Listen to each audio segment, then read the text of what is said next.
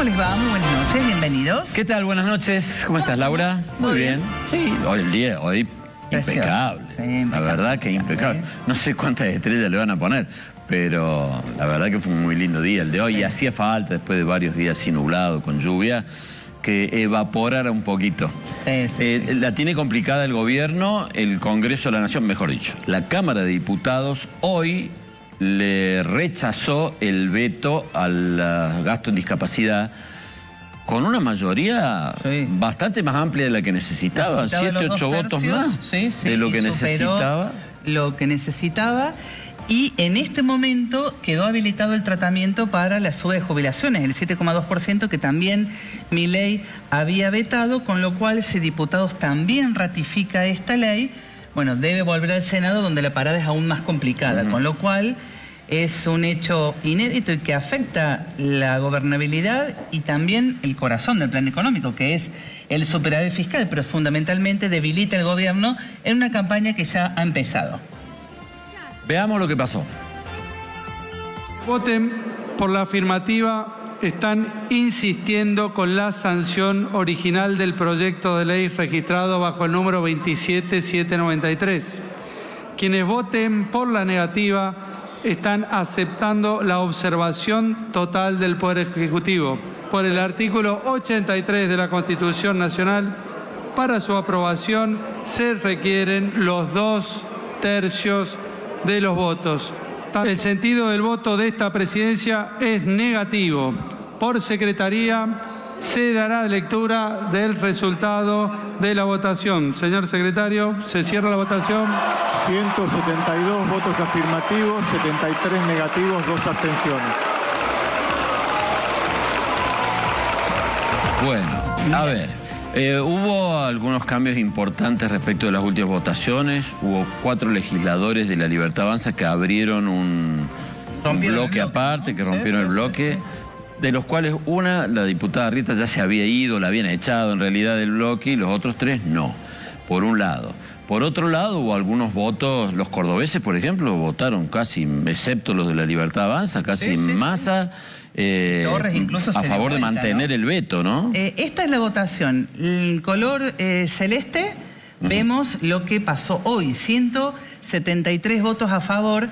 En junio, cuando diputados le dio media sanción al proyecto, obtuvo 148 positivos, con lo cual cosechó un número mucho más relevante ahora para insistir en la ley original. 73 en contra, habían sido 71, 2 abstenciones, habían sido 3, y la diferencia estuvo en los ausentes. 35 en el proyecto original y ahora 10 ausentes. O sea, los que se presentaron en su gran mayoría pasaron a votar a favor. En cuanto a la incidencia que tiene sobre el gasto, no es tan importante, es mucho más importante lo que está pasando ahora, que son las jubilaciones o el aumento de las jubilaciones, que habrá que ver si todo parece indicar que tendrían los votos también para anular el veto de las jubilaciones. Hay que ver, de todas maneras. No tanto moratoria, pero sí el aumento a los jubilados. Mira, esta es la emergencia en discapacidad, lo que significa, en primer lugar, una compensación por única vez que actualiza las prestaciones, porque tienen precios de febrero del 2023, están muy, pero muy atrasadas. Esas prestaciones luego, el nomenclador pasa a tener una actualización mensual. Crea la posibilidad de darle una pensión no contributiva que equivale al 70% de la mínima, una mínima que puede ser mayor, habrá que ver cómo resulta la votación ahora, e ingresarían con esta pensión no contributiva entre 400.000 y 900.000 personas. El costo equivale a medio punto del Producto Bruto. Habrá que ver cuántas personas terminan ingresando a esta prestación no contributiva. Ahí está. Aumento por única vez del 7,2% de la jubilación, bono de 110.000 para la mínima. Es lo que se está debatiendo ahora, ¿no? Eso haría que la jubilación mínima tuviera un incremento del 16%, porque el 7,2 es retroactivo más el bono, y el resto de los jubilados que están por encima de la mínima, un aumento directo todos del 11%. Con un costo fiscal del 1,3 del PBI. El otro día, en el discurso que dio el presidente Milei, no recuerdo ya si fue el discurso por cadena u otro que dio de la antes, cadena el viernes, dijo que el gobierno ya tenía las previsiones hechas por si incluso los vetos del presidente eran rechazados por las dos cámaras, con lo cual había que quedarse tranquilo porque el gasto, porque el superávit fiscal no se negociaba todo. Hoy había rumores de que el gobierno empezaba a pensar en la necesidad de negociar las leyes para que no le insistan en contra del veto en el Senado.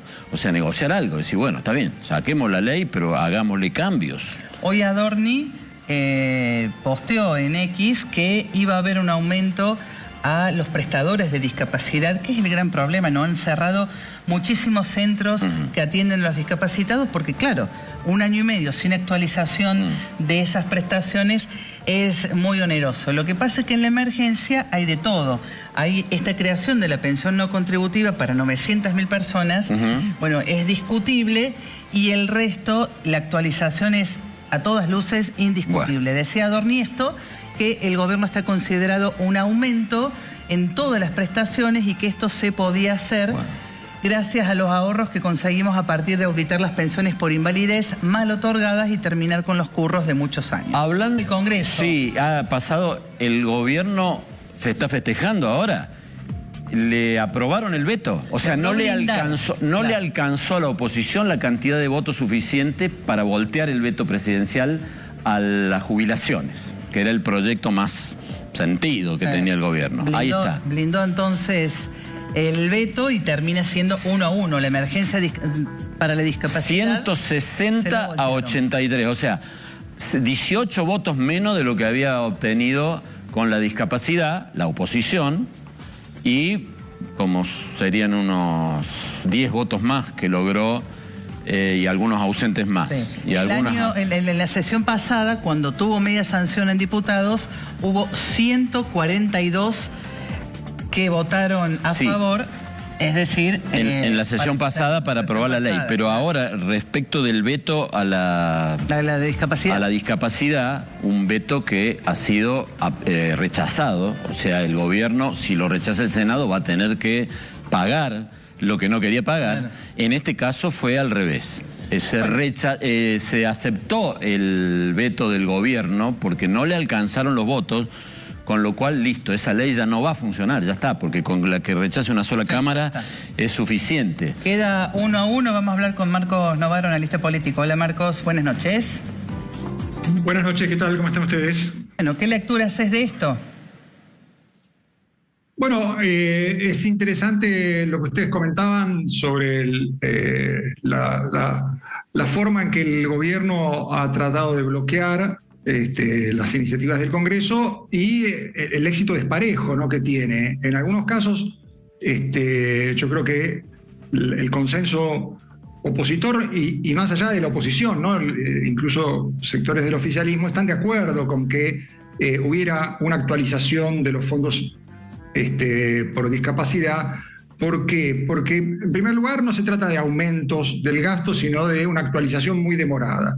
Y, en segundo lugar, el gobierno viene diciendo que los va a aumentar cuando terminen las auditorías por las pensiones de invalidez irregulares, pero ya se tomó 1 año y medio para hacer ese trabajo y sigue pidiendo tiempo y no corresponde, la verdad. Si no pudieron terminar el trabajo de la auditoría, tienen que hacer una mea culpa respecto de cómo instrumentaron esa revisión sobre las pensiones de invalidez y no seguir jorobando a la gente que realmente necesita estos subsidios, porque depende de eso su supervivencia en algunos casos y su calidad de vida en casos muy, muy, muy elementales, digamos, ¿no? Entonces, me parece que el gobierno en esto se ha mostrado muy terco y muy lento.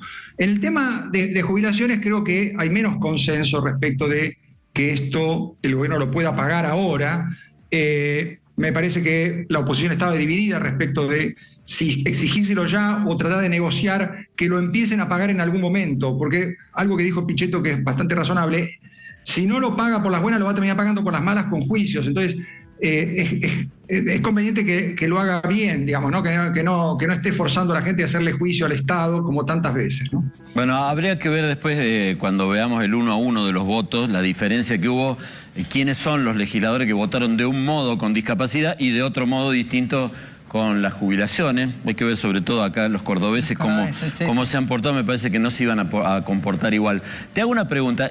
Marco, esas dificultades que el gobierno está teniendo en el Congreso, que no tuvo el año pasado para sancionar algunas leyes, o al menos no tanto, ¿la está teniendo también en las encuestas o no?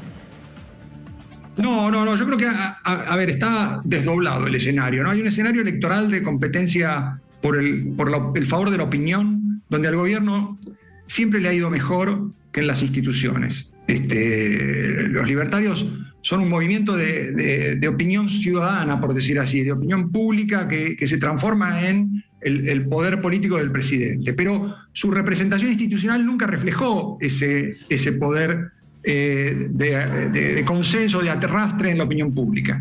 Y eso se está reflejando muy claramente, como vos marcabas recién, en la escena política actual, digamos, ¿no? ¿Qué es lo que está pasando? La oposición sabe, tanto los duros como los moderados y los dialoguistas y demás, saben que después de octubre el gobierno va a tener más poder. En el Congreso va a crecer sus bancadas. Y entonces tratan de forzarlo a negociar hoy, tratan de que se siente a la mesa y reparta algunos recursos ahora, porque si lo hace después de octubre va a ser peor para ellos. Y entonces tanto el kirchnerismo como los gobernadores, como los radicales y demás, están todos en esta tesitura de forzar al gobierno a sentarse a la mesa y entregar algo, por lo menos. Y el gobierno se resiste y trata de demorar las cosas, por eso dice, bueno, mejor que el Congreso no sesione, después no le demos ningún trabajo, no le presentemos proyectos propios, así tampoco nos obligan a ceder recursos, como hicieron en 2024, porque aprobaron las leyes porque se dieron recursos, ¿no? Muchas provincias recuperaron ATNs, fondos para obras públicas. Entonces no quieren, digamos, se han mostrado muy inflexibles, esperando a que el Congreso no funcione hasta octubre. Bueno, tal vez era demasiado, digamos, ¿no? Querían sacarla muy barata, no ceder nada. Y creo que el resto le está tratando de obligar a ceder algo. Es una lógica, digamos, de competencia bastante razonable. Creo que, de todos modos, esta situación seguramente para el gobierno va a mejorar a partir de octubre y el año que viene, pero también va a tener que negociar y ceder, porque no es que va a formar mayorías en ninguna de las dos cámaras, ¿no? Marcos, ¿vos crees que la ciudadanía conecta que el superávit fiscal es la razón de una inflación más moderada, en baja, o eso todavía es algo propio de los libertarios o de cierto círculo de economistas que defienden el superávit fiscal y la ciudadanía no tanto, ¿no? Porque el Congreso han sido todas iniciativas para aumentar el gasto, ¿no? Sí, es interesante, está muy bien la pregunta, porque en realidad es interesante lo que pasa en la cabeza de la gente, ¿no? La gente, por un lado, simpatiza con muchos de estos reclamos, ¿no? Hay una adhesión bastante grande a que aumenten los fondos para la discapacidad, para las universidades, para los jubilados, para un montón de... para los hospitales pediátricos, digamos, todas esas cosas, uno pregunta, ven las encuestas, tienen apoyo del 60%, digamos, ¿no? Y si le pregunta si la gente está de acuerdo con el veto del presidente, también. Una gran mayoría amplia dice, no me gusta el veto. Ahora le preguntan después, ¿y a usted le parece que el gobierno hace bien en sostener el superávit fiscal? Sí. Hay un consenso bastante fiscalista, que es bastante novedoso porque eso nunca existió, ni siquiera en los años 90. La gente podía estar de acuerdo con las reformas, con privatizaciones, pero tanto el superávit fiscal no era un tema. De hecho, Menem tuvo superávit fiscal un solo año, en 92, después nunca más. No había tal fiscalismo como hay hoy, ¿no? La idea de, si no hay superávit, entonces nos endeudamos y entonces hay emisión y entonces hay inflación. Eso me parece que es algo que se instaló en el sentido común. Ahora, no quiere decir que la gente no simpatice con otras causas, digamos. Lo que pasa es que hay una parte, por lo menos, de la opinión pública las relega, ¿no? Uno ve las encuestas, dice, ¿a usted le parece bien que el gobierno haga tanto ajuste? Y no, pero ¿le parece bien que sostenga el superávit y frene la inflación? Sí. Pero eso pasa siempre, digamos, ¿no? O sea, los instrumentos siempre son más dolorosos que la promesa del remedio, ¿no? Y lo que la gente compra hoy es, el presidente nos promete un remedio y creemos que eso va a funcionar, ¿no? Aunque estemos mal, creemos que vamos a estar mejor. No, estaba pensando en los gobernadores, dicen, sí, la gente apoya el superávit fiscal, pero después cuando no se hacen las rutas, nos critica a nosotros porque las rutas están en mal estado. Bueno. Exactamente. Bueno, y tienen razón los gobernadores en reclamar eso, porque esto se trata de una mesa de negociación donde hay que fijar prioridades y el gobierno también tiene que resolver estas prioridades abiertamente, digamos, ¿no? Porque ha reducido algunos impuestos, por ejemplo, retenciones, y bueno, eso tenía su costo, digamos, ¿no? O sea, el costo lo estamos viendo. El superávit va a achicarse mucho si además de bajar retenciones subimos los fondos a discapacidad, o para frenar el aumento de las jubilaciones, algunos gobernadores reciben más recursos para sus obras públicas, cosa que seguramente en los próximos días va a pasar. Marco, muchas gracias. Gracias, Marcos. El Congreso. Sí, ha pasado, el gobierno está festejando ahora. Le aprobaron el veto, o sea, no le alcanzó a la oposición la cantidad de votos suficiente para voltear el veto presidencial a las jubilaciones, que era el proyecto más sentido que tenía el gobierno. Ahí está. Blindó entonces el veto y termina siendo 1-1, la emergencia para la discapacidad. 160 a 83, o sea, 18 votos menos de lo que había obtenido con la discapacidad, la oposición, y como serían unos 10 votos más que logró y algunos ausentes más. Sí. Y en la sesión pasada, cuando tuvo media sanción en diputados, hubo 142 que votaron a favor. Es decir, en la sesión pasada para aprobar la ley, pero ahora respecto del veto a la discapacidad, un veto que ha sido rechazado, o sea, el gobierno, si lo rechaza el Senado, va a tener que lo que no quería pagar. Claro. En este caso fue al revés. Se aceptó el veto del gobierno porque no le alcanzaron los votos. Con lo cual, listo, esa ley ya no va a funcionar, ya está, porque con la que rechace una sola cámara es suficiente. Queda 1-1, vamos a hablar con Marcos Novaro, analista político. Hola Marcos, buenas noches. Buenas noches, ¿qué tal? ¿Cómo están ustedes? Bueno, ¿qué lectura haces de esto? Bueno, es interesante lo que ustedes comentaban sobre la forma en que el gobierno ha tratado de bloquear las iniciativas del Congreso y el éxito desparejo, ¿no?, que tiene. En algunos casos, yo creo que el consenso opositor y más allá de la oposición, ¿no?, incluso sectores del oficialismo están de acuerdo con que hubiera una actualización de los fondos por discapacidad. ¿Por qué? Porque, en primer lugar, no se trata de aumentos del gasto, sino de una actualización muy demorada. Y, en segundo lugar, el gobierno viene diciendo que los va a aumentar cuando terminen las auditorías por las pensiones de invalidez irregulares, pero ya se tomó 1 año y medio para hacer ese trabajo y sigue pidiendo tiempo y no corresponde, la verdad. Si no pudieron terminar el trabajo de la auditoría, tienen que hacer una mea culpa respecto de cómo instrumentaron esa revisión sobre las pensiones de invalidez y no seguir jorobando a la gente que realmente necesita estos subsidios, porque depende de eso su supervivencia en algunos casos y su calidad de vida en casos muy, muy, muy elementales, digamos, ¿no? Entonces, me parece que el gobierno en esto se ha mostrado muy terco y muy lento. En el tema de jubilaciones creo que hay menos consenso respecto de que esto el gobierno lo pueda pagar ahora. Me parece que la oposición estaba dividida respecto de si exigírselo ya o tratar de negociar que lo empiecen a pagar en algún momento, porque algo que dijo Pichetto que es bastante razonable, si no lo paga por las buenas lo va a terminar pagando por las malas con juicios. Entonces es conveniente que lo haga bien, digamos, ¿no? Que no esté forzando a la gente a hacerle juicio al Estado como tantas veces, ¿no? Bueno, habría que ver después, cuando veamos el 1-1 de los votos, la diferencia que hubo, quiénes son los legisladores que votaron de un modo con discapacidad y de otro modo distinto con las jubilaciones. Hay que ver sobre todo acá los cordobeses cómo se han portado. Me parece que no se iban a comportar igual. Te hago una pregunta, Marco, esas dificultades que el gobierno está teniendo en el Congreso, que no tuvo el año pasado para sancionar algunas leyes, o al menos no tanto, ¿la está teniendo también en las encuestas o no? No, yo creo que, a ver, está desdoblado el escenario, ¿no? Hay un escenario electoral de competencia por el favor de la opinión, donde al gobierno siempre le ha ido mejor que en las instituciones. Los libertarios son un movimiento de opinión ciudadana, por decir así, de opinión pública que se transforma en el poder político del presidente. Pero su representación institucional nunca reflejó ese poder de consenso, de arrastre en la opinión pública. Y eso se está reflejando muy claramente, como vos marcabas recién, en la escena política actual, digamos, ¿no? ¿Qué es lo que está pasando? La oposición sabe, tanto los duros como los moderados y los dialoguistas y demás, saben que después de octubre el gobierno va a tener más poder. En el Congreso va a crecer sus bancadas. Y entonces tratan de forzarlo a negociar hoy, tratan de que se siente a la mesa y reparta algunos recursos ahora, porque si lo hace después de octubre va a ser peor para ellos.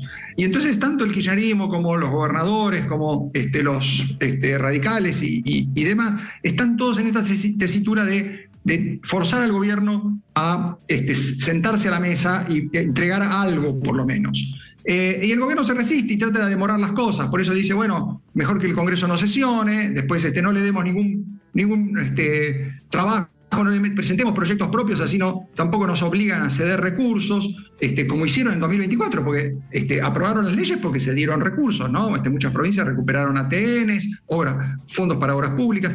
Entonces no quieren, digamos, se han mostrado muy inflexibles, esperando a que el Congreso no funcione hasta octubre. Bueno, tal vez era demasiado, digamos, ¿no?